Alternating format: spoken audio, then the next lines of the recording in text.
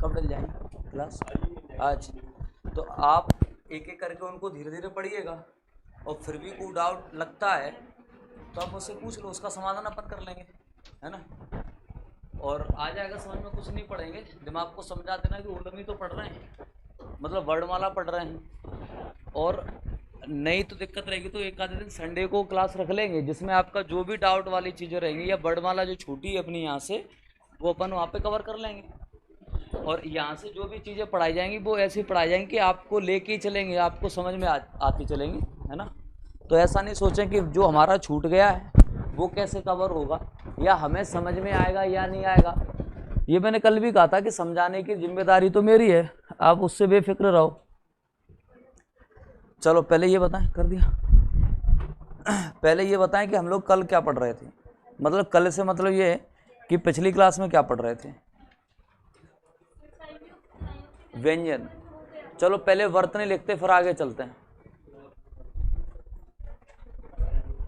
Class बिल्कुल होगी, क्यों नहीं होगी, चलिएगा। तो पहले वर्तनी लिख लें फिर हम लोग आगे चलते हैं आज। अच्छा थोड़े से लेट, 5 मिनट। हाँ लिखो पहला शब्द वर्तनी में। बिल्कुल।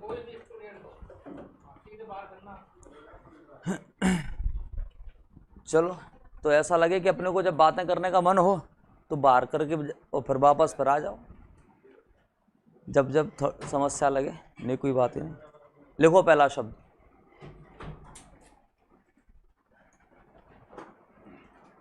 पहला शब्द लिखें। कहाँ से लिखवा?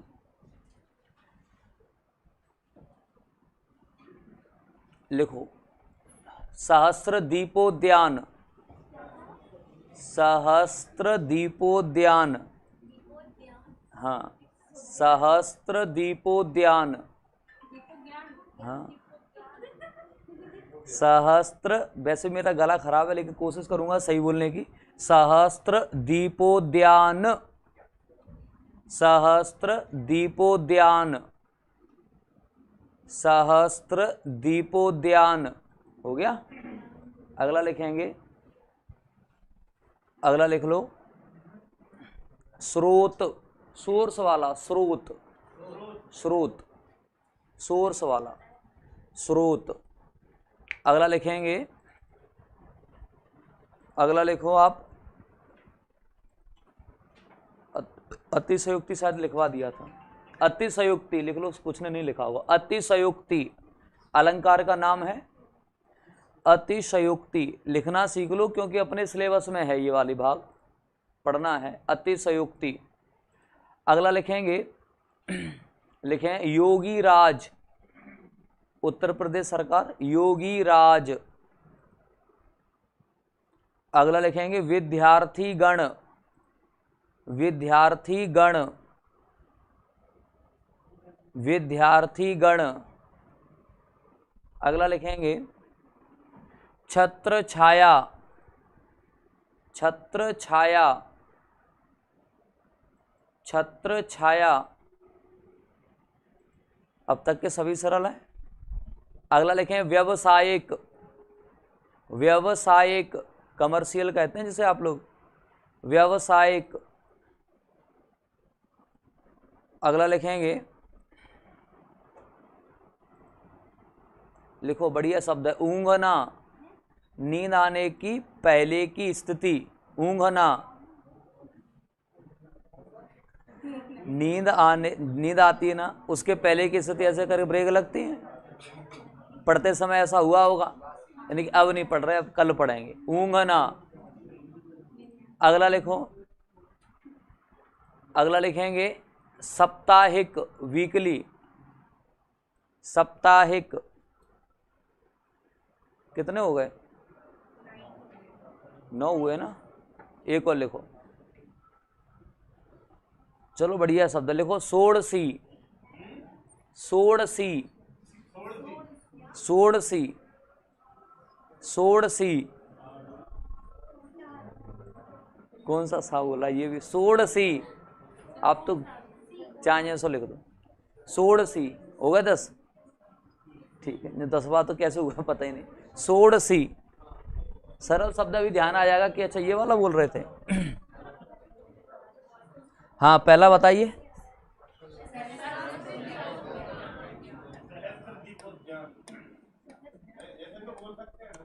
अरे आपके मौलिक अधिकारों का हनन नहीं होगा, बस हमारे मौलिक अधिकारों को बचाए रखना। देखो लिखने का तरीका ये है, आप यहाँ पे दा और या को जोड़ के भी लिख सकते हैं, इस तरह से कोई समस्या वाली बात नहीं आएगी। तरह आता ही नहीं है। अच्छा तो वो इस अब कारण बताते हैं, इसलिए बोला था मैंने, आपको कल भी बोला होगा कि मुझे गलत बोल के सही कराने में भारी आनंद आता है। सहस्त्र हर जगह हम लोग यही लिखे हैं और पढ़ते आए हैं, इसीलिए एक बार आपने ये सहस्त्र को गलत करना यहाँ पे सीख लिया, अब आप हमेशा जीवन में इसको सही ऐसे लिखेंगे। सहस्त्र का कोई भी शाब्दिक अर्थ नहीं होता, सहस्त्र मतलब हजार, जानते ही हैं। और दीप प्लस उद्यान, अभी आपने देखा होगा ना अयोध्या में दीपों से अपन ने दीपावली मनाई थी, रामनवमी वगैरह पे कार्यक्रम होते रहते हैं, ऐसे रिकॉर्ड बनाए थे, कई हजार दीपक जला रहे हैं, कई सौ दीपक लोग बाग जला रहे हैं। तो उसे कहते हैं हम लोग, जब हजार दीपक प्रज्वलित किए जाएंगे तो वो घटना बन गई सहस्त्र दीपोद्यान। ठीक है, दीपोद्यान ऐसा देखो, दीपो नहीं होगा, या तो फिर ओ करो या फिर ऊ का प्रयोग नहीं करेंगे, क्योंकि आ और ऊ मिलके ओ बन रहा है, ये वाली कंडीशन। क्या बता रहे हैं ना, सहस्त्र माने हजार, दीप माने दीपक, उद्यान माने जहाँ पे रखे गए हैं, प्रज्वलित किए जा रहे हैं, तो ऐसे 1000 दीपकों को प्रज्वलित कराना, सहस्त्र दीपोद्यान, 1000 दीपकों का प्रज्वलित। अगला क्या है? अच्छा स्रोत, तो देखो स्रोत तो इसी से मिलता जुलता है।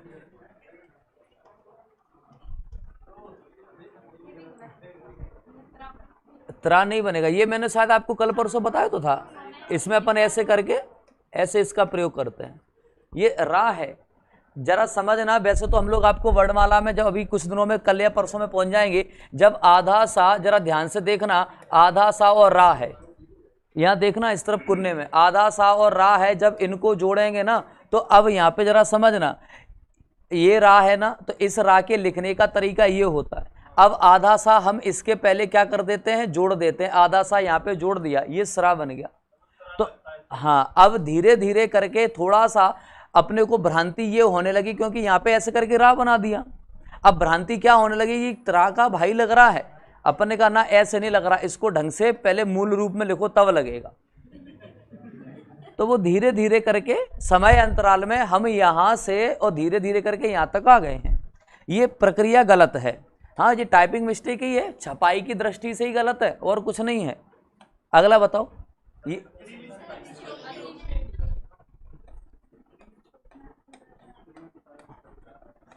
अतिशयोक्ति गलत है, ये क्या हुआ,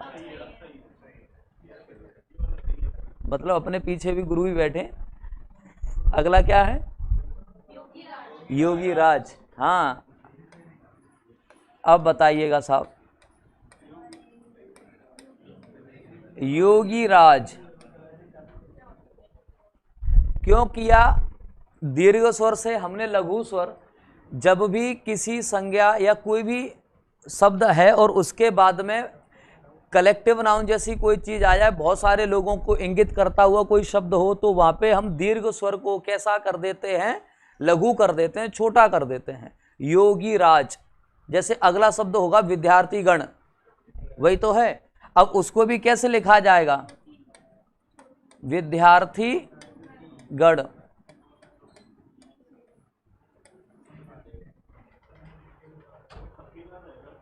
अकेला रहेगा, स्वतंत्र है, तो दीर्घ स्वर आएगा। और जैसे ही समूह जुड़ गया, कोई समूहवाचक शब्द जुड़ा, उसके बाद दीर्घ स्वर किस में बदलेगा, लघु में बदलेगा। हाँ बिल्कुल, हाँ वो ये बिल्कुल कर सकते हैं, कोई दिक्कत नहीं। ये और ये की बात, ये बस अपन ने खोल दिया बस, और कुछ। हाँ स्त्री, वो त्रा है। हाँ वो ये है ना, आधा सा और प्लस त्रा, ये बनावटी ऐसी है इसकी, ये अलग कहानी है। अगला बताइए, छत्र छाया। अभी थोड़ा सा आपको तनाव लगेगा लेकिन लेना मत, ये नियम संधि में पढ़ाया जाएगा आपको कि यहाँ पे आधा चा का प्रयोग करेंगे, छत्र छाया संधि का नियम है। आगे हम लोग इसकी चर्चा करेंगे। छत्र छाया, उच्चारण भी थोड़ा सा सुधारने की कोशिश करेंगे, छत्र छाया नहीं, छत्र छाया।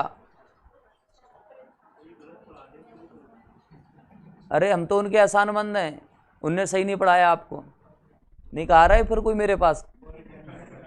अगला क्या है? नहीं, अगला बताएं, व्यावसायिक। व्यावसायिक मैंने बोला था सही शब्द होता है व्यावसायिक, व्यावसायिक, ये शायद आपका सही हो जाएगा, व्यावसायिक। ऊंघना, ऊंघना, बड़ा ऊ। अगला बताएं, साप्ताहिक,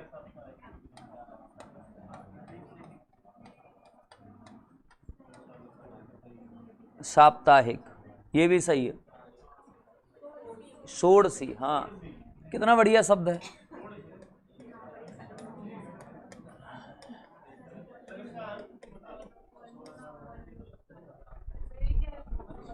सोलह,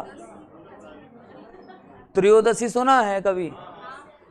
त्रयोदशी के बाद चलो आगे, जो व्यक्ति ईश्वर की आराधना वगैरह पूजा पाठ में संलग्न हो जाते हैं तो उनके जब 16वां संस्कार के बाद में उनकी त्रयोदशी नहीं होती, उनकी होती है षोडशी। भंडारा जिसको कहते हैं कि उन्होंने तो राम मंत्र लिया था, उनकी 13 नहीं है। जो लोग 13वीं नहीं खाते, त्रयोदशी नहीं खाते, उनके लिए व्यवस्था है कि तुम्हारे लिए भंडारा करवा रहे हैं 14 दिन का, 15 दिन का। कोई संत महात्मा है तो 16 दिन का भंडारा, उसे कहते हैं षोडशी। संस्कृत में एक नंबर भी है 16, वो भी कहलाता है षोडशी, एक ही बात है, संख्या है षोडशी। हो गए 10। चले आगे, कोई कठिन तो नहीं लग रहा होगा, सब सरल है। चलो अगला बताओ। हाँ तो हम लोग संयुक्त व्यंजन की बात कर चुके थे, आपको जरा रिपीट थोड़ा सा बता देते हैं कि हम लोग क्या पढ़ रहे हैं व्यंजन में, किस तरह से चीज़ों की चर्चा चल रही थी। कल हमने बेसिक बातें पढ़ ली थी स्वर के बारे में, थोड़ा थोड़ा आपको धुंधला धुंधला याद आ रहा होगा कि स्वर की परिभाषा बता दी थी, है ना। आपको बता दिए थे लघु स्वर क्या है, दीर्घ स्वर क्या है, संयुक्त स्वर क्या होते हैं, संधि स्वर क्या है, सजाती कौन है, विजाती कौन है, ऐसा कुछ अपने को याद आ रहा होगा, है ना, जो कल की क्लास में अपन ने ली होगी।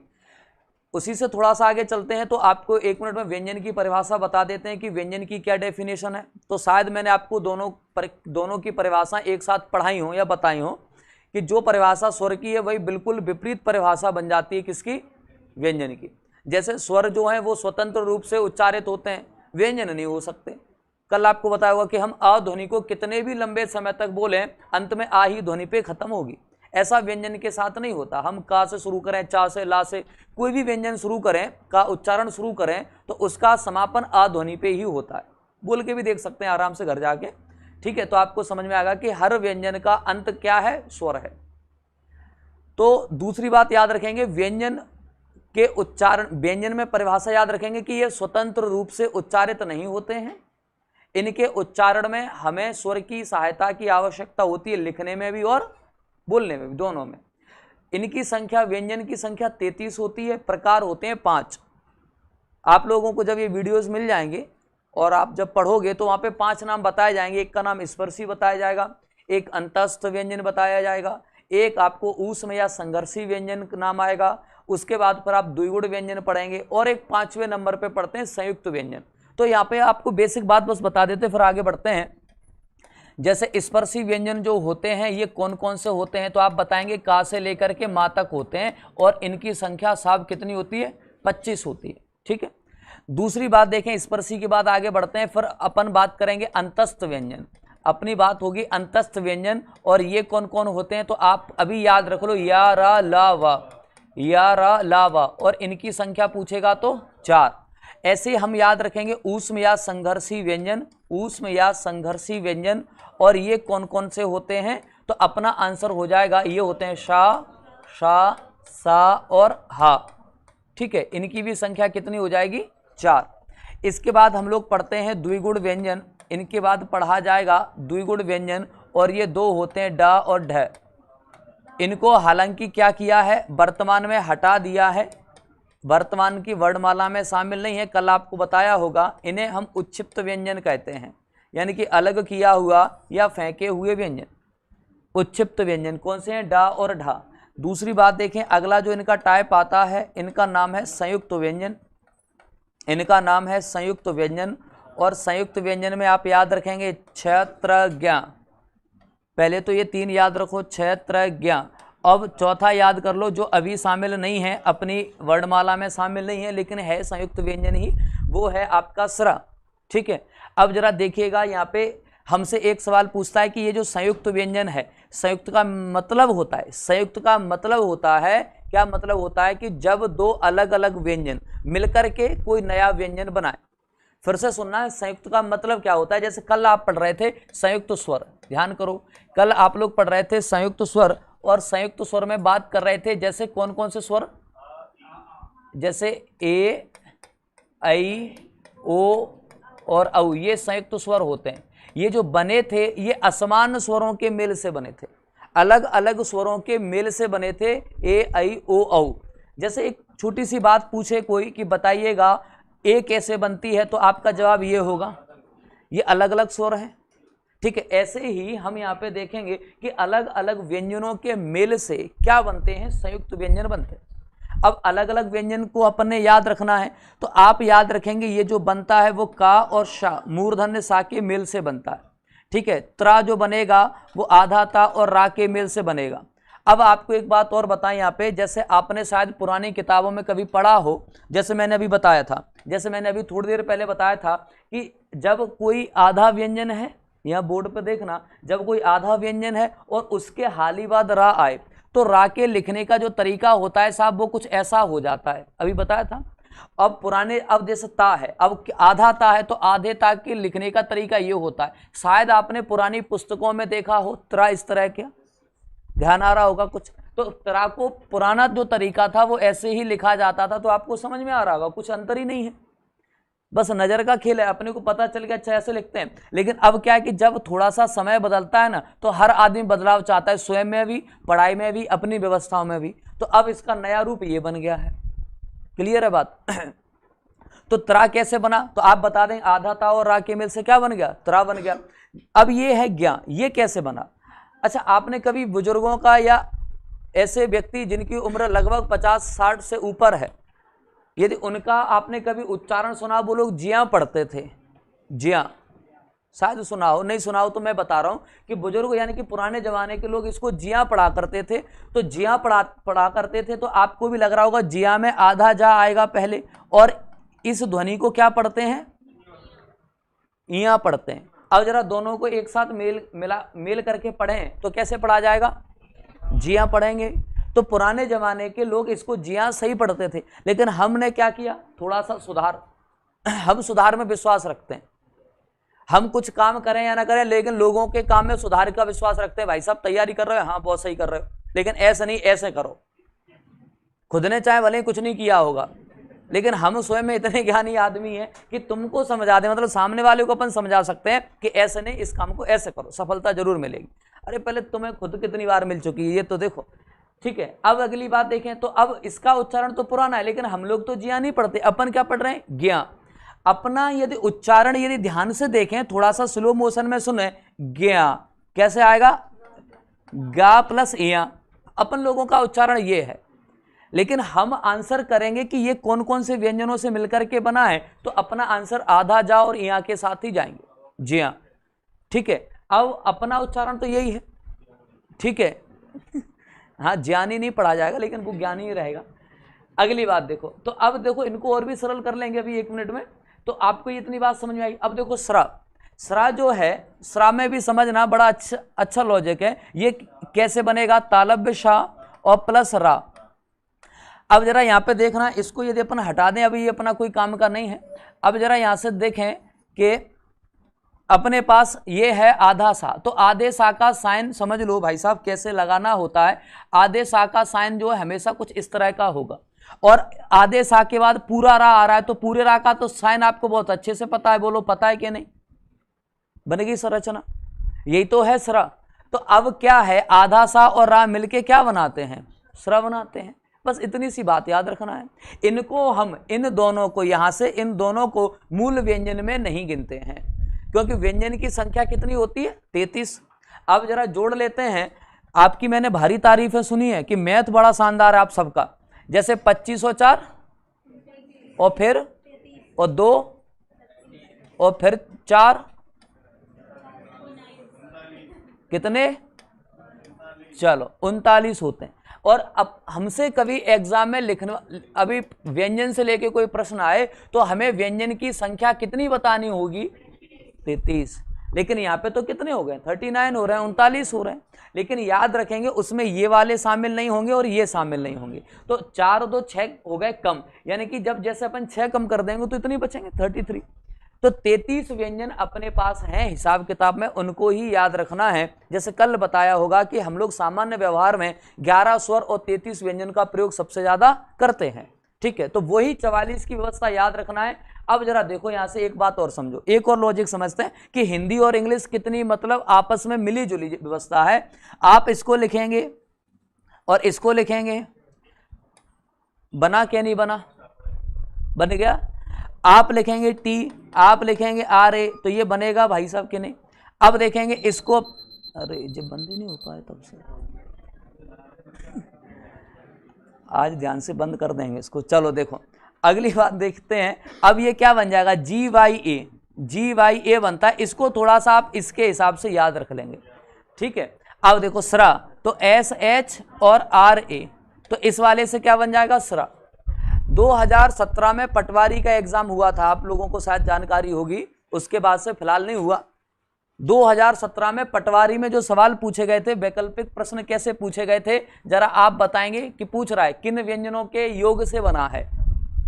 तो आंसर ऑप्शन आएगा आपके पास में का मूर्धन्य सा, बी ऑप्शन दिया का प्लस ये और फिर सी ऑप्शन दिया का प्लस सा और प्लस कुछ नहीं, ठीक है? और डी ऑप्शन दिया इनमें से कोई नहीं, नन ऑफ दीज। अब क्या लगाओगे? बी। ज्यादातर जो अपना पक्ष जा रहा है वो बी की तरफ जा रहा है। अभी बी जो है 38, सी एकदम से सी जीत गया। और देख लो एक बार, नजर भर के देख लो। ए सी सबको लग रहा है बी या सी होगा, ए लग रहा है किसी को? ए वाले, हाँ होना तो चाहिए। ए कितने को ऐसा लग रहा है कि इनमें से कोई भी नहीं है? अच्छा 2 लोगों को लग रहा है, एक भी नहीं, चलो ठीक है। हाँ मतलब नोटा में एक आध तो वोट तो जाने चाहिए। हाँ अब देखो जरा समझो, अभी थोड़ी देर पहले अपन जो चर्चा किए थे वो इस वाले व्यंजन की चर्चा किए थे। अंतर समझ में आया? देखो क्या है, सब नजरों का काम होता है। एग्जामिनर ऐसे प्रश्न देता है कि हमारी नजरें वही बन जाती हैं और वो वही पढ़ाना चाहता है, अपन नहीं पढ़ते। एग्जामिनर जैसा पढ़वाना चाहेगा हम भी वैसा ही पढ़ेंगे, अपने खूब होशियार बन जाए, तुर्रम खां बने रहें। लेकिन जो प्रश्न है उस प्रश्न की यदि भूमिका समझ गए तो समझिएगा आपका वहीं पे 80% चांस बनना है सिलेक्शन होने का। लेकिन प्रश्न कुछ लिखा है और अपन जबरदस्ती लगे दिमाग को समझाने, नजरों को समझाने, पागल है क्या? ये लिखा है ये पढ़, ऐसा बहुत बार होता है। तो अब जरा अंतर समझ लेना, पहले लिखा क्या है और एग्जाम में और पूछ क्या रहा है।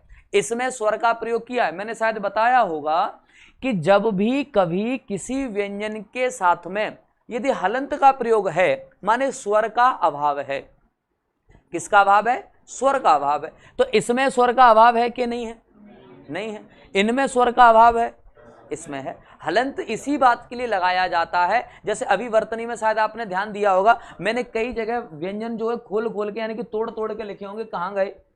जैसे ये लिखा, जैसे यहाँ पे दा के साथ हलंत लगा, मतलब इसमें कौन नहीं है, स्वर नहीं है।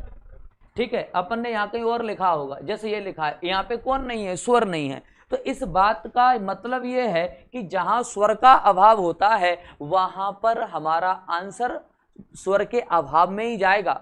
हम अपनी तरफ से नहीं लगा देंगे भाई साहब रो मत तुम ये ले जाओ लो। अब जरा समझना, ये तो हो नहीं सकता, क्यों नहीं हो सकता, ये तो इसका आंसर है, ये तो इस वाले का आंसर है। और एक बात और बता दें, ये और ये तो एक ही बात है,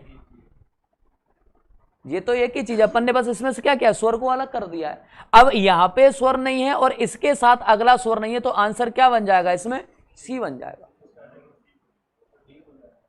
स्टार्टिंग में तो मैंने भी बहुत कुछ कहा था यूपीएससी करूंगा,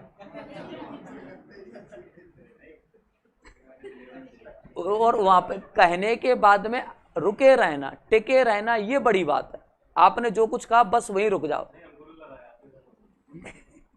अब देखो, तो अब समझ में आएगी ना, आपसे चाहे छा पूछे, त्रा पूछे, ज्ञा पूछे, सरा पूछे, सबके साथ में यदि हलंत लगा है तो अपन को याद रखना है कि वहां स्वर का अभाव है। तो हमेशा ऐसे ऑप्शन की तलाश करिएगा, है ना। जब वैकल्पिक की बात होगी तब, अभी तो अपने को नहीं सोचना, है ना। जब वैसी परीक्षा के लिए अपन दिमाग सेट करेंगे तब बात अलग है। अभी फिलहाल अपने को बस एक बता दिया कि इस तरह से प्रश्न पूछे जा सकते हैं, आगे चलते हैं। तो ये तो साहब अपनी संयुक्त व्यंजन की बात हो रही थी जहां पे हम लोग चर्चा कर रहे थे। अब इसके आगे चलते हैं, यहां तक कोई समस्या वैसे है नहीं।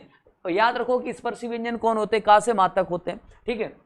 अंतस्थ क्या होते हैं, अंतस्थ, अच्छा एक बार फटाफट अभी स्पर्शी व्यंजन आपको और समझा देंगे, और कोई कठिन चीज नहीं है, यहां से यहां तक चलेगा। थोड़ा सा आगे बढ़ते हैं। जैसे अब हमें क्या पढ़ना है, जरा ध्यान से सुनना, ये अब सबके लिए नया है, चाहे वो माध्यम कोई भी बना रहे, तो अब टेंशन मत लेना, आपके लिए भी बिल्कुल नया है। और हिंदी मीडियम वालों को लग रहा था कि हमें समझ में नहीं आएगा, तो अब बताना आपको यहां से चीजें समझ में आई या नहीं आई, ठीक है। चलो देखो, हम लोग पढ़ रहे हैं ऐसे वर्ण या व्यंजन जिनके उच्चारण में ज्यादा श्वास वायु खर्च होती है, जिनके उच्चारण में ज्यादा श्वास वायु खर्च होती है, ऐसे व्यंजन वर्णों को पढ़ रहे हैं, ठीक है। ज्यादा श्वास वायु खर्च होती, देखो परिभाषा पूछ लेगा तो आपको परिभाषा यहीं पे याद हो जाएगी, कोई टेंशन वाली बात नहीं, बस ध्यान से सुनना। जैसे अपने पास यहाँ पे दो शब्द लिख देते हैं, इस आधार पे दो प्रकार के होते हैं। पहला नाम लिखते हैं, पहला नाम याद रखेंगे अल्प प्राण, पहला नाम याद रखेंगे अल्प प्राण, और दूसरा नाम याद रखेंगे इसी आधार पर महाप्राण, महाप्राण। अब आप लोग जानकार व्यक्ति हैं तो एक बात मेरी बता दीजिएगा कि अल्प का अर्थ हम लोग क्या जानते हैं, कम या थोड़ा, ठीक है। तो इसका अर्थ क्या लिख दें, कम लिख दें थोड़ी देर के लिए। और प्राण का मतलब, प्राण का मतलब हम यहां से याद रखेंगे प्राण वायु से, और प्राण वायु क्या, ऑक्सीजन।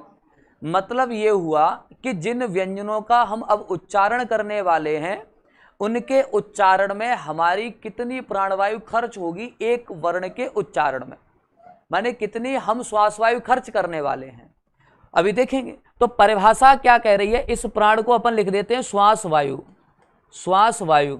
तो देखो परिभाषा तो आपकी यहाँ पे बन के तैयार है, बस आपको सामने वाले को पढ़ के बतानी है या लिख के बतानी। वे व्यंजन वर्ण या वे वर्ण जिनके उच्चारण में कम श्वास वायु खर्च हो उन्हें क्या कहते हैं।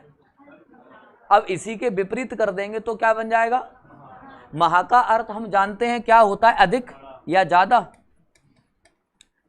इसका अर्थ क्या बन जाएगा, अधिक या ज्यादा। अब प्राण का मतलब जानते हैं श्वास वायु, तो वे वर्ण जिनके उच्चारण में अधिक श्वास वायु खर्च होगी उन्हें क्या कहते हैं, महाप्राण कहते हैं। लेकिन बात तो ये है कि हमें कैसे पता चलेगा कि किसके में श्वास वायु कम ज्यादा खर्च हो रही है। तो पहले हमें एक चीज इसके लिए समझना पड़ेगा, पहले वो चीज समझ लेते फिर आगे चलते हैं। ये है, मैंने भी बताया आपको स्पर्शी व्यंजन और समझा देंगे। तो यहाँ पे अब हम लोग पढ़ेंगे स्पर्शी व्यंजन के बारे में थोड़ा सा। जो पुराने हैं उन्हें पता होगा कितने वर्ग बताए थे, हाँ एकदम से एग्जामिनर आपसे क्वेश्चन हो सकता है जगा के पूछेगा, लेकिन मेरे जैसा मास्टर हुआ तो सोते में पूछ लेगा स्पर्शी व्यंजन की संख्या बताओ, और नहीं बता पाई वहीं कलेश है। तो रट लो, का चा टा ता पा, फिर से बोलो, का चा टा ता पा, पढ़े होंगे शायद पहले, का चा टा ता पा।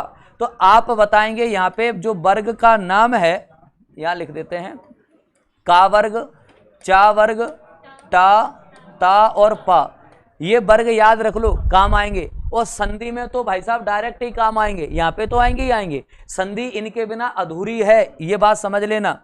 अब देखो जरा, का कुछ करना ही नहीं है, का के आगे लिख दो, का के बाद क्या आता है, और इसके बाद फिर, और उसके बाद, हाँ तो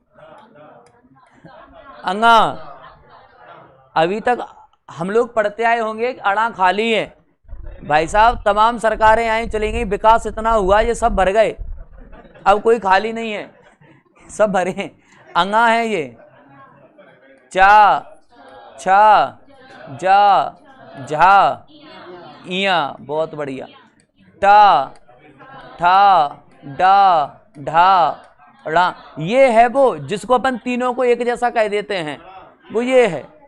यहाँ तीसरे नंबर पे आके अपन ने पहले अंगा, या, ड़ा, कैसे बोलेंगे, अंगा, या, ड़ा, ठीक है, अंगा, या, ड़ा। अगला देखो, ता, था, दा, ना। आनंद आ रहा है साहब, ये होता है बचपन में कम पढ़ने का नतीजा। पा, पा। अब देखो, अभी थोड़ी देर पहले मैंने आपको बताया कि स्पर्शी व्यंजन जो अपने होते हैं वो कहां से कहां तक होते हैं, तो का से मां तक, और कितने बताए थे, 25। तो देखना जरा ध्यान से, यहाँ पे आपको जो संख्या मिलने वाली है, का से कहां तक आएंगे, मां तक। इन सब में अपन हलंत का प्रयोग कर लेते हैं, आप समझना सब में हलंत लगा, ठीक है। तो अब देखो जरा, कहां से शुरू किया, कहां पे समाप्त हो गए, का से शुरू करके मां तक चल रहे हैं। अब इनकी संख्या और याद कर लो, संख्या याद कर लो। संख्या क्या याद करना है, ये है 1, ये है 2, ये 3 और ये 4 और ये 5, ठीक है। तो ये 25 हो गए अपने।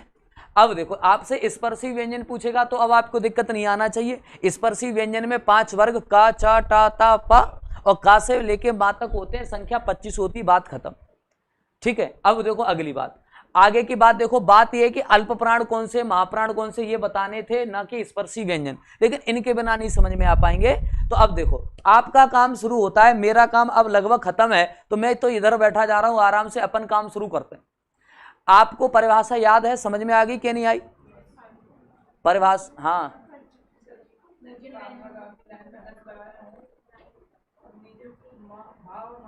नहीं, मैंने ये कहा मान लो सब में लगे हैं,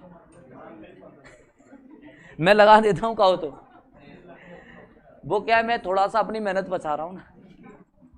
सुनो जरा, कुछ विशेष नहीं है, सब में लगेंगे, क्योंकि व्यंजन को यदि हमें शुद्ध रूप में लिखना है, शुद्धतम व्यंजन हलंत के साथ ही लिखा जाता है। शुद्ध का मतलब कोई मिलावट नहीं, और जैसे मान लो थोड़ी देर के लिए इसमें मिलावट, इसमें आ है, अब आ कब अलग होगा, जब हलंत लग जाएगा, तो शुद्ध व्यंजन बन गया। अच्छा, अब हम शुरू करते हैं अल्प प्राण से। अल्प प्राण की परिभाषा एक बार फिर से बता रहा हूं, आपको भी काम देगी रास्ते भर। क्या, वे वर्ण जिनके उच्चारण में कम श्वास वायु खर्च होगी, जब हम उनको बोलेंगे तो बोलने पर क्या होगा, कम श्वास वायु खर्च होगी। चलेगा, कोशिश करते हैं, का और खा, गा, गा, अंगा बोल के देखें कौन कौन से ऐसे व्यंजन वर्ण हैं जिनके उच्चारण में कम श्वास वायु खर्च हो रही है।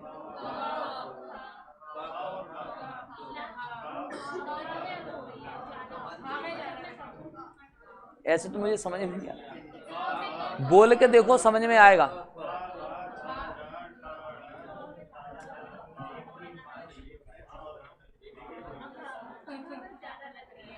समझ में आ गया, समझ में आ गया कौन से कम में किस में ज्यादा, क्लियर है?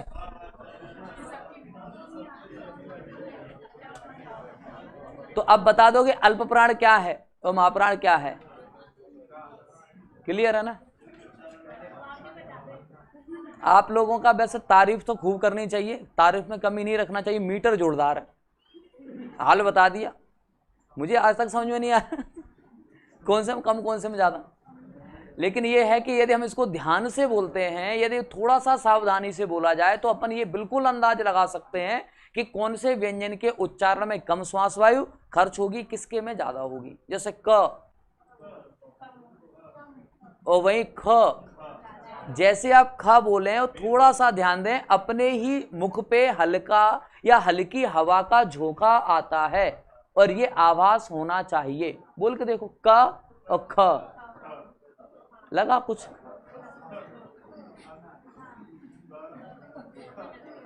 करने से होता है, एक बार प्रयास करो। क और ख, और यहाँ नहीं कर पाओ कोई दिक्कत नहीं, आप तो बढ़िया घर जाना और एक बढ़िया सरल तरीका बताते हैं। ऐसा एक पेज लेना बढ़िया रफ वाला, और उसको एक इतनी सी दुबली पतली चिट जैसी फाड़ना, ऐसे करके फर्रे से, और ऐसे करके सामने उसको रखना और बोलना क और ख। खा जैसे बोलेंगे उसमें मूवमेंट आएगा, क्योंकि ज्यादा से ज्यादा श्वास वायु हमारे फेफड़ों से बाहर निकलेगी, और वो जो अपन ने पेज लिया था उसमें हल्का सा मूवमेंट आएगा, तो समझना जिसके बोलने में ज्यादा श्वास वायु खर्च होगी वहीं पे कागज हिलेगा डुलेगा। बाद बाकी क्या कम है वहां पे नहीं, कोई असर ही नहीं होगा उस पर। तो अब हालांकि ये तो प्रैक्टिकल आप करना घर पे, लेकिन एक और बात देखो कि हम आपको नियम तो बताएंगे, लेकिन एक सबसे बढ़िया सरल सी बात याद रख लो, कौन सी? कि महाप्राण और अल्प प्राण को हम कैसे जनरली पहचान सकते हैं। कोई रैंडमली दे दे, उसने लिख दिया कि बताइएगा कि धा कौन सा व्यंजन है, अल्प या महाप्राण? धा बोल के देख लो, बहुत अच्छी बात है। नहीं तो अब क्या करेंगे, एक छोटा सा काम कर लेंगे, अपने को करना कुछ नहीं है कि अंग्रेजी का सहारा ले लेंगे, हमें अंग्रेजी अच्छी आती है, कि जिन व्यंजनों में अंग्रेजी में लिखने पर एच आ जाए वो सारे के सारे महाप्राण बन जाएंगे। लेकिन ये नियम नहीं है, नियम नहीं है, और जो नियम नहीं है, नियमों में भी तो अपवाद होते हैं, नियम में भी अपवाद होते हैं, ये तो जुगाड़ है। जहां तक चल रही है वहां तक चलो, नहीं चल रही तो खुद चलने लगेंगे फिर। चलो देखते हैं, जैसे अपन क्या करते हैं, यहां पे लिखते हैं इसको के, एच आया तो ये कौन है, ये इसको लिखा। अब आप यहां पे देखेंगे, कॉमन सेंस लगाएंगे, एच वाला कंसेप्ट, लेकिन अभी थोड़ा सा कंफ्यूज हो जाएंगे यहां पे। अरे हट जा। अब देखो, अब जैसे अब अपना मन करे कि हम चाकू अल्प प्राण में रख दें कि छाको रखें, तो अब जरा बताना, जिसके पास 2-2 डिग्रियां हैं उसको ज्यादा प्राथमिकता देंगे कि एक वाले को? तो ये अब देखो कि अल्प प्राण कौन कौन से होते हैं, तो आप बताएंगे स्पर्शी व्यंजन का पहला, तीसरा, पांचवा वर्ण। स्पर्शी व्यंजन का पहला, तीसरा, पांचवा वर्ण, यानी कि पहला, तीसरा और पांचवा वर्ण क्या होता है, अल्प प्राण होता है। इनमें एच नहीं आएगा, कोई सा भी लिख के देखो, ये अपवाद है, यहां पे छोटा सा एक स्टार बना दो, ठीक है। अब जरा देखो, आपने यहां पे लिखा जे और यहां पे लिखा टी और यहां पे लिखा डी और यहां पे लिखा डी एच, यहां पे लिखा टी, और वही कंसेप्ट चलेगा, कोई दिक्कत नहीं। अब तो ये पी है, ये पी एच है, तो अब जरा आपको समझ में आ जाएगी बात कि अब जहां जहां एच आएगा वो सारे के सारे व्यंजन या वर्ण आपके क्या बन जाते हैं, महाप्राण। जहां एच नहीं है वो अल्प प्राण। क्या अपने पास इतने ही व्यंजन हैं? इतने तो नहीं है, व्यंजन तो अपने पास और हैं। अब और कौन कौन से, तो उनको समझते हैं। अब आप लोग अंतस्थ व्यंजन पढ़े थे, अंतस्थ व्यंजन होते हैं या, रा, ला, वा। इनको लिख करके देखें, क्या इनमें एच आएगा? इनमें कहीं तक दूर दूर तक नहीं आ सकता, तो प्लस लगा करके क्या लिख सकते हैं, यारा लावा बोले तो अंतस्थ व्यंजन। ये कौन बने, अंतस्थ व्यंजन बन गए, ठीक है। अब अपने पास और एक व्यंजन का प्रकार शेष रह जाता है, उसको कहते हैं ऊष्म या संघर्षी व्यंजन, और वो कौन कौन से हैं, शा, शा और सा और हा, ठीक है। इनमें जरा देखते हैं, एच का कहीं गणित लग रहा है क्या, तो बिल्कुल लगेगा, लेकिन यहां पे थोड़ी सी दिक्कत आएगी। दंत सा में एच नहीं आएगा। तो अब जरा याद रखना, यहाँ पे एक भाई साहब अपवाद थे जिनमें एच आ रहा था, उसके बाद भी अल्प प्राण है, और इनमें एच नहीं आ रहा, ये कहाँ जाएंगे, महाप्राण में। क्यों? क्योंकि आप थोड़ा सा ध्यान करो, हम लोग सामान्यतः जब सा की बात करते हैं तो एक कोई ऐसा शब्द जिसमें शा का प्रयोग किया जाए तो अपना दिमाग एकदम पूछता है कौन सा वाला सा, क्योंकि तीनों सा हैं, उनमें से कौन सा सा। ये हमेशा कहीं ऐसे जाते हैं तीनों सा, ये तीनों सा एक साथ ही रहेंगे जहां भी जाएंगे। मानो तीनों भाई हैं, पढ़ लिख के दोनों ने नौकरी पाली, दोनों अधिकारी बन गए, एक डीएसपी हो गया, एक एसडीएम हो गया, एक बेचारा गांव में रह रहा है, तो दोनों भाई पढ़े लिखे बनने की टेंशन मत करो, तुम्हें सरपंच को चुनाव लड़वा देंगे, तुम्हारा भी सेटलमेंट, अपना तो पहले से है ही। तो ये तीनों भाई हमेशा मिलके चलेंगे, तनाव वाली बात नहीं है, जहां भी जाएंगे वो एक साथ जाएंगे। तो आप ये नहीं सोचना इनके पास एच नहीं है तो इनको अल्प प्राण में रख दें, तो ये कहां चले जाते हैं, महाप्राण में, क्योंकि एच का कंसेप्ट इनके साथ लग रहा है। अब यहाँ पे क्या क्या लिख सकते हैं, तो आप लिखेंगे यहाँ पे स्पर्शी व्यंजन का अब कौन बचा, दूसरा और चौथा। स्पर्शी व्यंजन का दूसरा कौमा चौथा वर्ण, और क्या लिख सकते हैं आप, ऊष्म या संघर्षी व्यंजन लिख सकते हैं। ये सारी चीजें आपकी यहाँ पे शामिल हो गई। कभी संख्या पूछेगा तो इनकी संख्या 10 हो जाएगी, इनकी संख्या 4 हो जाएगी, टोटल ये कितने हो जाते हैं, 14 हो जाते हैं। इनको देखेंगे तो ये 15 हो जाएंगे, ये 4 हो जाएंगे, टोटल देखेंगे तो ये 19 हो जाएंगे। लेकिन कभी कभार अपने से एक प्रश्न एग्जाम में और पूछ सकता है कि बताइएगा कि ऐसे व्यंजन वर्ण, हाँ ये बताइएगा कि स्वर किस में आएंगे, अल्प प्राण में या महाप्राण में। स्वर में एच आएगा, बताओ। अरे एच से मतलब है, प्राणवायु से भी मतलब है, किसमें, तो आपके स्वर किस में आएंगे आप बताओ, अल्प प्राण में या महाप्राण में। अल्प प्राण में आएंगे सारे सब। उसमें बड़ा आ से मतलब ये है वो दीर्घ स्वर है, इसलिए उसमें उसके उच्चारण में श्वास वायु ज्यादा खर्च होती है। महाप्राण में नहीं आएंगे, क्योंकि अब स्वर में सामान्यतः किसी अन्य वर्ण की आवश्यकता नहीं होती। वैसे तो ये सिर्फ कंसेप्ट व्यंजन के लिए है, लेकिन कभी कभार ऐसे वनडे एग्जाम में प्रश्न पूछता है कि बताओ सभी स्वर अल्प प्राण होते हैं या महाप्राण होते हैं। तब हम बता सकते हैं कि स्वरों के उच्चारण में सामान्यतः व्यंजन से कम समय खर्च होता है और कम श्वास वायु खर्च होती है। ये आपको शुरू में बताए थे। तो इसी आधार पर हम अल्प प्राण में किसको भी शामिल कर लेते हैं, स्वरों को भी शामिल करते हैं। तो इसलिए आप उनको भी याद रख के चलो। कभी अपने से शायद पूछे कि अल्प प्राण किस कैटेगरी में जाते हैं, यदि श्वास वायु खर्च होने के आधार पर वो स्वर किस कैटेगरी में जाते हैं, अल्प प्राण में या महाप्राण में, तो हम बता देंगे स्वर आपके अल्प प्राण में जाते हैं। ठीक है, और तरीका मैंने वही बता दिया, जो लंबे समय तक आपको याद रखना है, वो चलेगा भी दूर तक। जहां एच है बात खत्म, आपको ज्यादा सोचने की आवश्यकता नहीं है। अभी आपको याद रखने का जो आपको क्या है, एक अपने को हैबिट होगी ना जीएस पढ़ के कि हम बहुत सारी चीजें याद कर सकते हैं। अगली बिल्कुल इसी के पीछे आ रहा है, वो हमको याद ही करना पड़ेगा, या ऐसा कहें कि रटना ही पड़ेगा, वहां पे कोई ट्रिक नहीं है। यहाँ पे फिर भी थोड़ा बहुत अपने सारा मिल जाएगा एच के साथ में।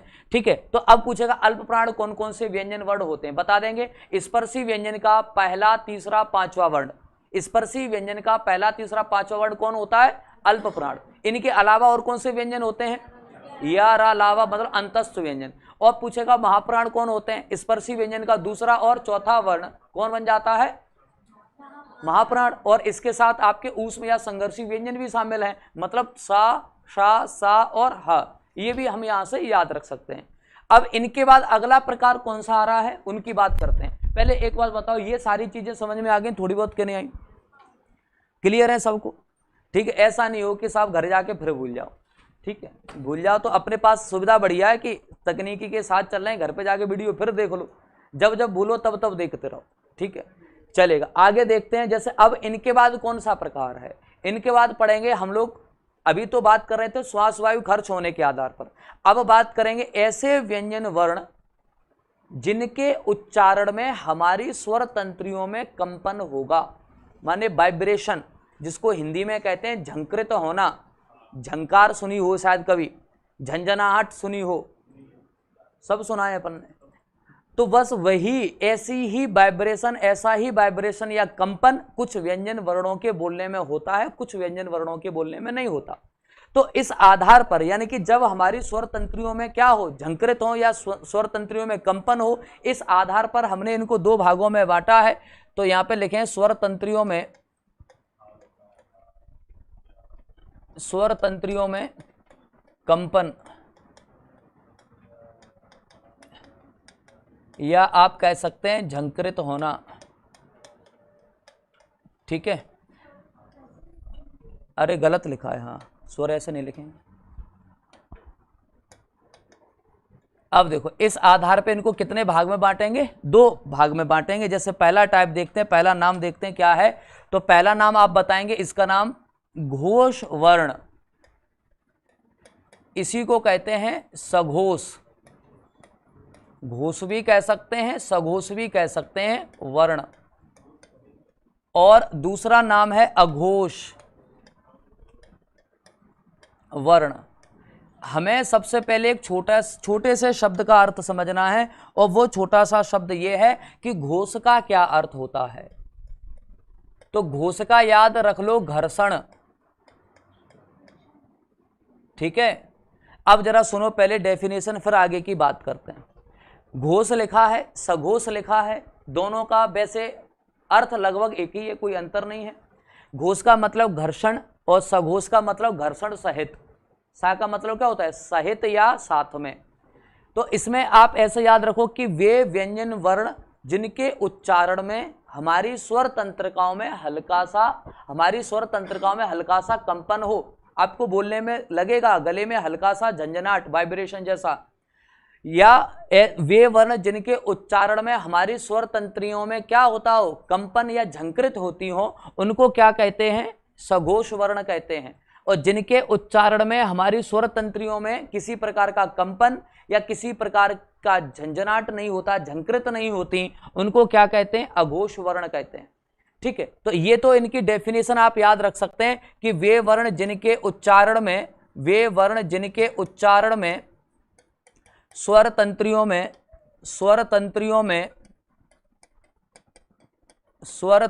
में कंपन होता हो।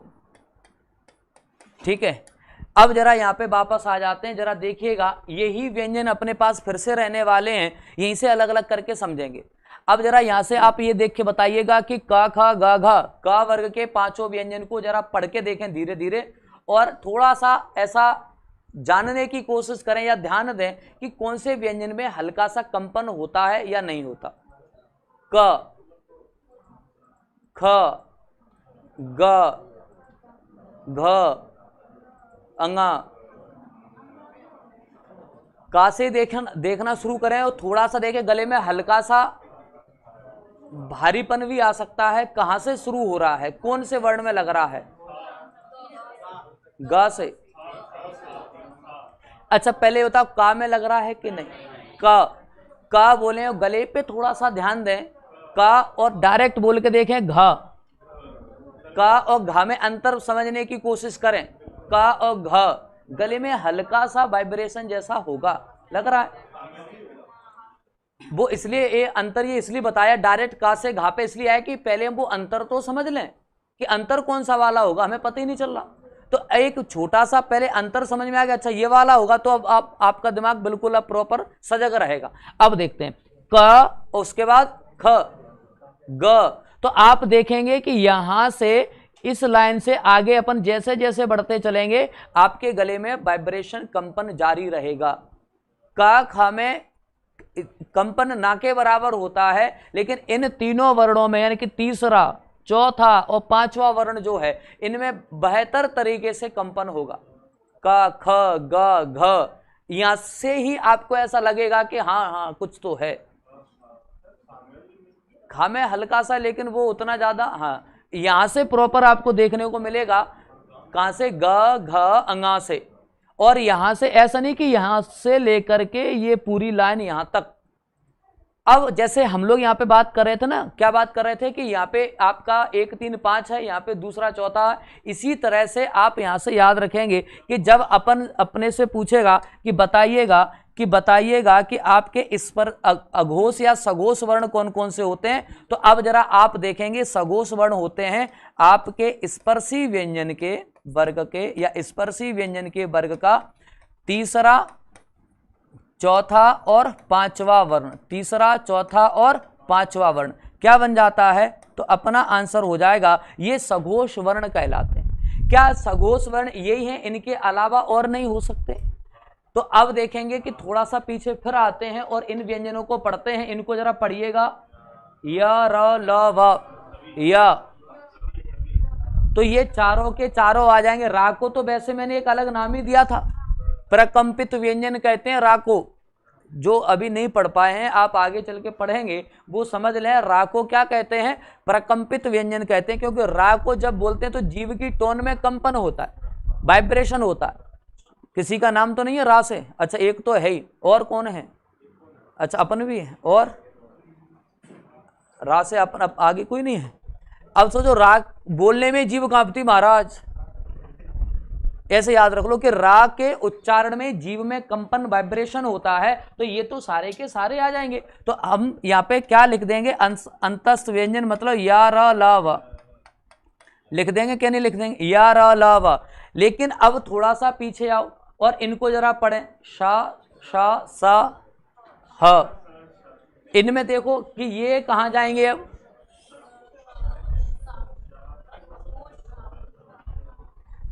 अच्छा पहले ये देखो, इस सा में गले में कोई कंपन हो रहा है, चलो ठीक है हटा दिया। इसमें हो रहा है, नहीं हो रहा। दंत सा में हो रहा है, इनमें हो रहा है, हा में हो रहा, क्या बात, बहुत बढ़िया, आनंद आ गया। हा आएगा इस कैटेगरी में। तो अब जरा इनका गणित लगा लें, ये कितने हो रहे हैं, 15 15 4 19 और 1 टोटल ये कितने हो गए, 20। गणित तो समझ में आ गया ना सबको। चलो तो आपके पास ये सभी के सभी व्यंजन वर्ण क्या कहलाते हैं, बोर्ड पे लिखा है, छाप दो। अगला देखो, अब जो शेष बच रहे हैं, शेष क्या बच रहा है, तो आप बताएंगे स्पर्शी व्यंजन का पहला कॉमा दूसरा वर्ण। ठीक है, अब प्लस का साइन लगा के लिख दो, तालव्य सा, मूर्धन्य सा और दंत सा, टोटल लिख दो 13। इनकी संख्या इतनी होती है। लेकिन कभी फिर अपने से वही स्वर वाली बात फिर आ जाती है कि यदि स्वर भी पूछ ले, स्वर कहां जाएंगे, तो आप बताओ स्वर कहां जाएंगे।